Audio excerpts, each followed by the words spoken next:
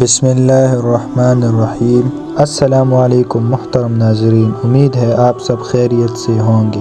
آج کی ویڈیو میں ہم آپ کو مہر نبوت کے بارے میں بات کریں گے۔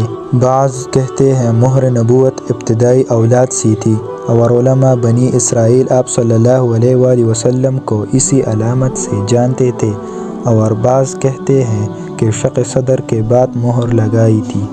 پہلا قول زیادہ صحیح اور رائج ہے، جیسا کہ بعض روایات سے صراحتاً معلوم ہوتا ہے کہ آپ صلی اللہ علیہ وآلہ وسلم کی پیدائش ہی مہر نبوت کے ساتھ ہوئی ہے، اور عجب نہیں کہ جن روایات میں شق صدر کے بعد مہر نبوت کا لگانا مذکور ہے وہ سابق مہر نبوت کی تجدید اور اعادہ ہو۔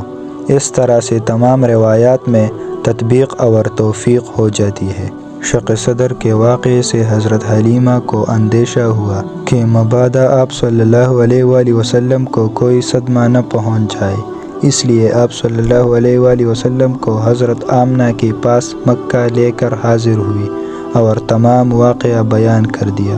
حضرت آمنہ رضی اللہ تعالیٰ عنہ اس واقعے کو سن کر بالکل ہراساں نہ ہوئی، اور ان انوار و تجلیات اور ان خیرات اور برکات کا جو زمانہ حمل اور ولادت بسعادت کے وقت ظاہر ہوئی تھی ذکر کر کے یہ فرمایا کہ میرے اس بیٹے کی شان بہت بڑی ہوگی، اس مولود مسعود تک شیطان کی رسائی ناممکن ہے، تم مطمئن رہو، اس کو کوئی گزن نہیں پہنچ سکتی۔ حلیمہ اپنے گھر واپس ہو گئی اور آپ صلی اللہ علیہ وآلہ وسلم اپنے والدہ ماجدہ کے پاس رہنے لگی۔ جب عمر شریف 6 سال کو پہنچی تو حضرت آمنہ نے مدینہ کا قصد فرمایا اور آپ صلی اللہ علیہ وآلہ وسلم کو بھی ساتھ لے گئی۔ ایمن بھی آپ صلی اللہ علیہ وآلہ وسلم کے ہمراہ تھی۔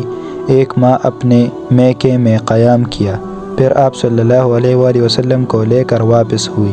راستے میں مقام ابواء میں حضرت آمنہ نے انتقال فرمایا اور وہی مدفین ہوئی۔